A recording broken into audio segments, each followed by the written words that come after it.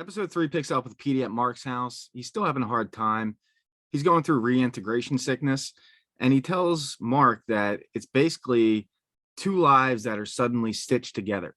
And he's having all these flashbacks and memories, and things are really hard to figure out what's real and what's not right now in his mind. And Mark actually says, well, it's not a blight to me. It's helped me. And, because he lost his wife and he doesn't have to think about it for 8 hours. So then Petey says to him, what if the cost of that is that you help murder people for 8 hours a day and you don't even know it? Mark says, is that happening? Petey can't say for sure what's actually going on down there, but he does say that he found a department, one where you can't leave. And Mark gets confused by this and he says, what do you mean by that? And Petey says, as in they're down there right now. Petey then has a moment where he forgets where he is and he says, where the fuck is June? And this kind of makes him sit back, and Mark asks, who's June? And he says, June is his daughter. Right around this time, we see Miss Cobell spying on Mark. Mark's now in his living room watching TV, and a woman named Natalie is defending Lumen. We're going to meet her later on this episode. Mark then wakes up on the couch, tells Petey he's going to go back into work, and he's not going to reintegrate because Severance actually is helping him. Petey then mentions to him when he was down there, he knew something was going on. And he said, you carry the hurt with you. You feel it down there too. You just don't know what it is. Just because he's not thinking about it doesn't mean it's not affecting him still down there. And that might not be the best case to deal with things. Back at work, Helly tells Mark that she deleted the scary numbers and she seems pretty excited about this. But then just a minute later, she tells Mark that she submitted her resignation request. Right after this, Mark starts reading the morning announcements, the first time that he's the chief of the department, so he has to do this every morning. Right when he begins to do this, Mr. Milchek starts taking pictures of him.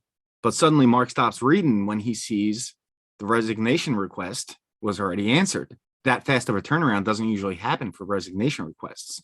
And he reads that it was denied by Helly's Audi. If you want to leave Lumen, you submit a resignation request to yourself that your Audi must approve. In this case, her Audi denied it, and she's right back in the same situation that she was at before. Then Rickon drops a copy of his book off at Mark's. We see Miss Cobell lurking, and she goes over to see what it is. She picks it up, but then we see that she has a key for Mark's house. She goes in, Petey freaks out, so he hides. She goes downstairs, he sneaks upstairs, sneaks outside, but she's basically just looking all around, trying to see if Mark's up to anything. But then she ultimately takes the book into Lumen with her. So Helly has been in the bathroom for a while since she found out that her request was denied. So Mark goes in to check on her because he's worried about her. She was in there writing a note on her body. Mark says, I'll give you 5 minutes to scrub your arms. And she says, why would I do that? And Mark's answer to that is, do you want Grainer to use the bad soap? Helly says, there's bad soap?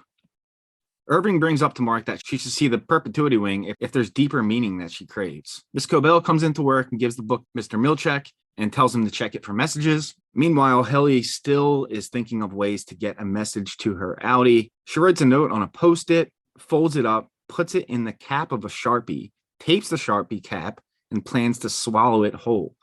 Right before she has a chance to do this, though, Mark walks in and says that the code detectors can read messages on the inside of the body as well. And if that happens, it's Mr. Milchek's job to get the note out of her. This stops her from swallowing the message, and she spits it out and gives it to Mark. Right after this, Mark tells her that they're going on a trip and to close up her workstation. Then Natalie from the TV earlier, she's in Miss Cobell's office, and she's there to talk about Petey. And she says that the board is joining them in this conversation. Miss Cobell tells the board that there's signs of possible reintegration for Petey. They get really upset by this, and they say it's not possible and that someone in your position should know that's not possible. Miss Cobell says, I know, but it really seems like he might have done this.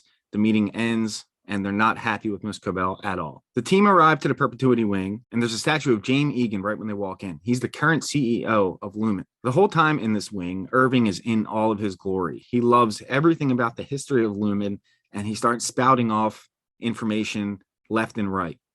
He tells the story of the first female CEO, and then Helly jumps in and says, it almost makes me want to remember my own childhood. We find out that Lumen has been around since 1866, and they go in the back room where a perfect replica of Keir Egan's house has been built. They go inside, and in Irving's words, it's just as he might have left it. While they're checking out the house, Helly takes off to escape again. Mr. Milchick doesn't hear all the noise because he's reading Rickon's book, as Miss Cobell just told him to do.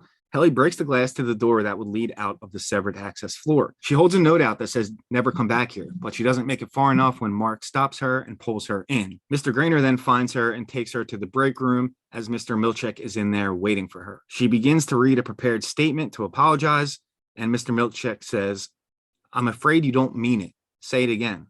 She does this over and over and over. Then Petey is at a gas station and he begins bleeding from the nose and he collapses in pain. Mark arrives home and finds that Petey's gone. He goes out looking for him. While he's searching for Petey, he sees an ambulance. So he decides to follow this ambulance all the way to a gas station where he sees Petey being helped out of the store.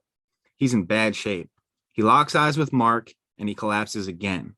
And this time he's not breathing. Mark leaves and he hurries back to his basement to cover up any evidence that Petey was ever there. Right when he finishes and he heads back upstairs, he hears a cell phone vibrating, which must be Petey's, to close the episode. Big thanks to Dan from Scene Invaders for doing that recap. Go check out their channel and subscribe.